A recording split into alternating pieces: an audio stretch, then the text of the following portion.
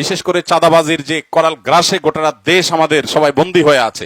এখন সময় হয়েছে সবাইকে ঐক্যবদ্ধ হয়ে এই সমস্ত দুর্নীতিবাজদের বিরুদ্ধে রুখে দাঁড়ানোর। এই সমস্ত মাস্তানদের মাস্তানি থামাতে হবে। মুসলমান যারা আমরা নিজেদেরকে দাবি করছি, আলহামদুলিল্লাহ, আমাদেরকে নতুন বাংলাদেশ গড়ার জন্য নতুন করে না ভাবলেও চলবে, পুরান করে ভাবলেই হবে, অর্থাৎ কোরআন হাদিসেরটাতে গেলেই হবে। আমরা সবাই নতুন বাংলাদেশ চাই। নতুন বাংলাদেশ তো হঠাৎ করে কোনো দোয়া পড়ে মন্ত্র পড়ে ভু দিবেন আর বাংলাদেশ চেঞ্জ হয়ে যাবে, এটা হবে না। আমাদের সবাইকে পরিবর্তন হতে হবে। আমরা সবাই পরিবর্তন হবো তো ইনশাআল্লাহ। কোথাও মামু আছে, খালু আছে, হাই হ্যালো আছে, সেজন্য আমি ওই চান্সে আমার যে কাজটা করতে অনেক কষ্ট করতে হবে সেটা আমি একটু মামু খালু দিয়ে একটু টাকা পয়সা দিয়ে একটু শর্টকাটে সেরে ফেললাম। হালাল না হারাম? কিন্তু এই হারামকে আমাদের হারাম মনে হয় না। আমরা জেনা করা হারাম জানি, মানুষ হত্যা করা হারাম জানি, মদ খাওয়া হারাম জানি, কিন্তু আমরা রাষ্ট্রীয় কোনো কাজে, সরকারি বা বেসরকারি কোনো কাজে আমরা যখন সিরিয়াল ব্রেক করি, আমরা যখন সিস্টেম ব্রেক করি, আমরা যখন বিশেষ সুবিধা নিতে যাই, আমরা যখন অবৈধ সুবিধা নিতে যাই, আমরা যখন টাকা পয়সা দিয়ে শর্টকাট ওয়েতে একটা পাসপোর্ট আপনার নর্মাল ওয়েতে ধরুন এতদিন লাগবে, আপনি বলতেছেন ভাই একটু টাকা পয়সা দিব বিশেষভাবে একটু দেখেন না কিছু করা যায় কিনা। আপনার হয়তো সিরিয়াল ধরে জমা দিতে হবে, আপনি বলছেন ভাই সিরিয়াল ধরাটা তো ঝামেলার, 500-1000 দিলাম, আমার সিরিয়াল ছাড়া করে দেন। এগুলো অনেক দিনদার মানুষও করে, করি কি করি না আমরা? এই কাজগুলো হালাল না হারাম? মনে রাখবেন, আপনি সিরিয়াল ধরে 1 ঘন্টা দাঁড়ায় থাকেন তাও ভালো।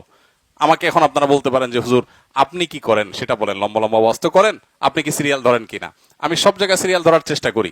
এয়ারপোর্টে ঢোকার সময় যখন সিরিয়াল ধরি, কিছু লোকজন চলে আসেন নিরাপত্তা রক্ষীরা, ওনারা বলছেন যে ভাই আপনি সিরিয়াল ছাড়া যাবেন। আমি বললাম কেন সিরিয়াল ছাড়া যাবো ভাই? আমি কয়েকবার জিজ্ঞেস করছি, তো বললো যে আপনার নিরাপত্তার জন্য আপনি শুধু না, এই টাইপের আমাদের দায়িত্ব একটা ফোর্স আছে আমাদের খেয়াল করি আমরা কারা কারা আছেন যাদের বাহিরে বেশি সময় দাঁড়ায় থাকলে পাবলিকের মধ্যে কোনো সমস্যা হতে পারে, ঝামেলা হতে পারে, নিরাপত্তা না হোক, উটকো যে হ্যাসেল হবে, ভিড় হবে, আমাদের অসুবিধা তৈরি হবে, এই মানুষগুলোকে আলাদা ঢুকায় ফেলা, এটা আমাদের প্রয়োজনে আমরা করি, আপনার প্রয়োজনে না। আমি তাহলে ঠিক আছে, তখন আমি চলে যাই। কিন্তু চেষ্টা করি পারতপক্ষে এই জাতীয় মানে সুবিধাগুলো যেন না নেওয়া লাগে। তারপরও দিন শেষে আমিও তো আপনাদেরই একজন, আমি তো ফেরেশতা না। আল্লাহ তাআলা আমাকে আপনাকে আমাদের সবাইকে সংশোধন হওয়ার তৌফিক দান করুন।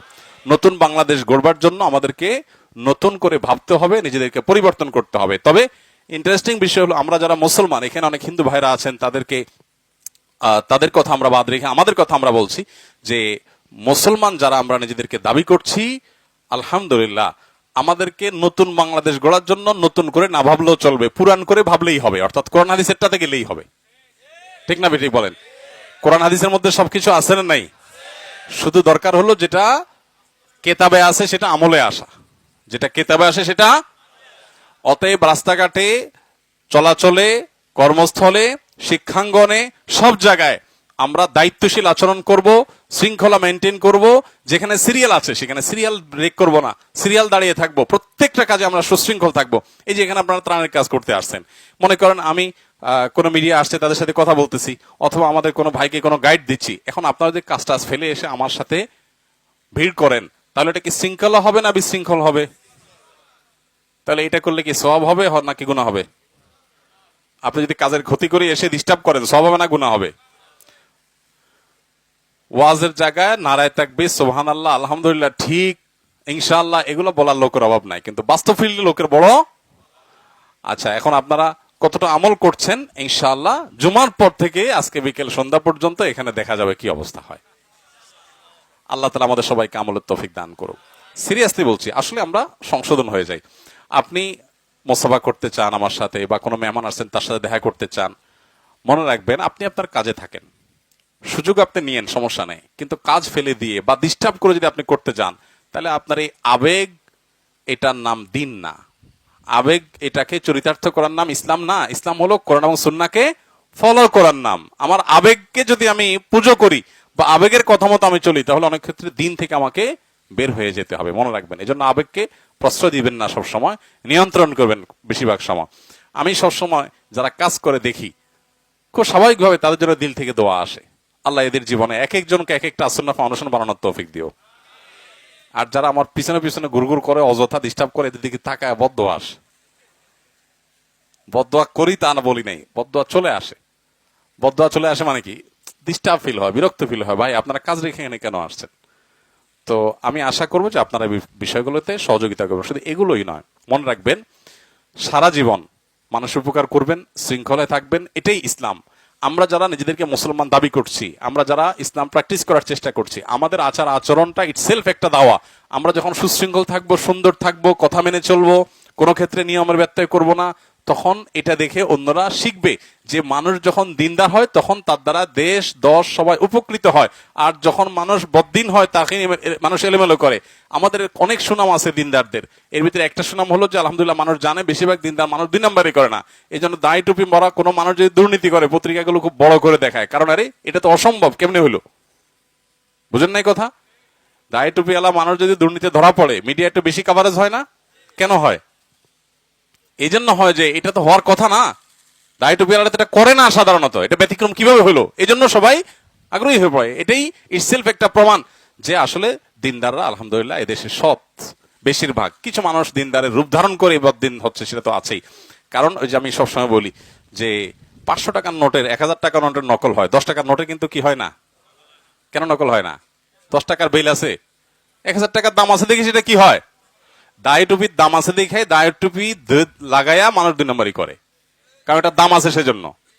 তো এই জন্য দায় টুপিওয়ালা বা দিনদারদের আরেকটা দায়িত্ব হলো তারা সুশৃঙ্খল হবেন, দায়িত্বশীল হবেন, তারা নিয়ম শৃঙ্খলা মেনে চলবেন, কোনো ক্ষেত্রে নিয়মের ব্যত্যয় করবেন না।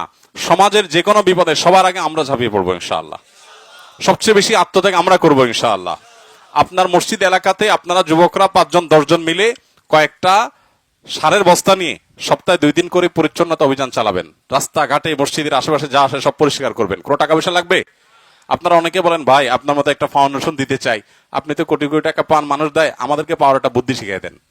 আমাকে অনেক যুবকরা বলে, আমি বলি শুনেন, চ্যারিটি কাজের জন্য টাকার প্রয়োজন হয় না, চ্যারিটি কাজের জন্য প্রয়োজন হয় মানসিকতার। আপনার যে কাজ টাকার উপর নির্ভরশীল না সেই কাজটা করেন আপনি। আপনি যখন আপনার সাধ্যের টুকু করবেন আল্লাহ তাআলা আপনাকে বাকিটা ব্যবস্থা। আমরা আজকে এই পর্যায়ে এসেছি, অথচ 2006 বা 2007 সনে যখন সিডর হয়েছে সেই সময় আমি আমার মণিপুরে যখন মসজিদ এলাকার মুসল্লিদের থেকে পুরাতন কাপড় চোপড় নিয়ে আমরা সে এলাকায় চলে গিয়েছি। যখন কিছুই ছিল না তখন শারীরিকভাবে নেমে পড়েছি, যদ্দূর পারছি করেছি। আপনাদেরকে আমি বলতে চাই যুবক ভাইদেরকে, এলাকাতে মসজিদে আপনারা পরিচ্ছন্নতা অভিযান এলাকাতে চালান, কোরবানিকে কেন্দ্র করে পরিচ্ছন্নতা অভিযান চালান, বিভিন্ন রকমের উদ্যোগ নেন যাতে কোনো মানুষ কোনো মানুষের কষ্ট দিতে না পারে। এই যে বিশেষ করে চাঁদাবাজির যে করাল গ্রাসে গোটা দেশ আমাদের সবাই বন্দী হয়ে আছে, এখন সময় হয়েছে সবাইকে ঐক্যবদ্ধ হয়ে এই সমস্ত দুর্নীতিবাজদের বিরুদ্ধে রুখে দাঁড়ানোর। আমরা আর ত্রাণ তৎপরতা বাড়ানো লাগুক সেটা আমরা চাই না। আমরা চাই বাংলাদেশে বন্যার জন্য কোনো ত্রাণ দেওয়ার প্রয়োজন না হোক। প্রতি বছর আমরা এভাবে হিউজ পরিমাণে অনেক বড় স্কেলে ত্রাণ তৎপরতা চালাতে চাই না, আমরা চাই না এটা প্রয়োজন হোক। আমরা চাই বন্যা যেন, এই বন্যার প্রকোপ, এই পরিস্থিতি যেন কমে আসে। এটার জন্য আমাদের অনেক কাজ করতে হবে। আসন্না ফাউন্ডেশন থেকে আমরা এই বছর পরিকল্পনা করছি, জানি না কতটুকু করতে পারবো, তোমরা নিয়ত করেছি যে আল্লাহ যদি তৌফিক দান করে বন্যার শেষে বন্যার প্রকোপ যেন কমে, সেজন্য আমরা অনেকগুলো উদ্যোগ নেব। যেমন আপনারা জানেন আমাদের দেশে যে খালগুলো আছে, এসব খালগুলো সব এলাকার বিভিন্ন প্রভাবশালী রাজনৈতিক অরাজনৈতিক নেতৃবৃন্দ অনেকেই সেটাকে দখল করে আছে না নাই বলেন? এই যে এলাকাতে এখন ত্রাণ তৎপরতা আমরা চালাচ্ছি, ফেনীতে, নোয়াখালীতে, এখানে খাল আছে, চৌমুহানীতে বিশাল বড় খাল, একেবারে লক্ষ্মীপুর পর্যন্ত রাস্তার ধার দিয়ে বিশাল বড় খাল গেছে। এই খাল একটা খালও এগুলোর নাব্যতা নাই, এগুলোর আপনার ড্রেজিং করা হয় না, এগুলো পরিচ্ছন্নতা করা হয় না, এগুলো অলমোস্ট ভরাট হয়ে গেছে। যার কারণে এই যে বন্যার পানি এগুলো নামার কোনো জায়গা নেই। যদি খালগুলো খন করা হতো, এগুলোর সাথে নদীর সাথে কানেকশন আছে, তাহলে এই পানিগুলো নামতে পারতো। তো আমাদেরকে সেই কাজগুলোতে মনোযোগী হইতে হবে। এবং যারা এই খাল দখল করে তারা ব্যবসা প্রতিষ্ঠান গড়ে তুলেছে, চাঁদাবাজরা যারা এখানে নানা রকমের সুযোগ সুবিধা নিয়েছে রাষ্ট্রের সম্পদ দখল করে, এদের বিরুদ্ধে আমাদেরকে উচ্ছেদ অভিযান চালাতে হবে। আমরা এসব খাল পরিষ্কার করতে চাই, কিন্তু সেগুলোর জন্য এই সমস্ত মাস্তানদের মাস্তানি থামাতে হবে, সর্বস্তরের মানুষকে সেজন্য কাজ করতে হবে। আমার খোলাসা কথা হলো, আমরা যারা নিজেদেরকে দিনদার মনে করি বা দিনদারিতার চর্চা করার চেষ্টা করি, আমাদের সর্বস্তরের মানুষের সকল কল্যাণ কাজে সামনের সারিতে থাকতে হবে ইনশাআল্লাহ। সবাই প্রস্তুত আছে ইনশাআল্লাহ? জাযাকুমুল্লাহ খাইর। আল্লাহ আমাদের সবাইকে সে তৌফিক দান করুন। জি।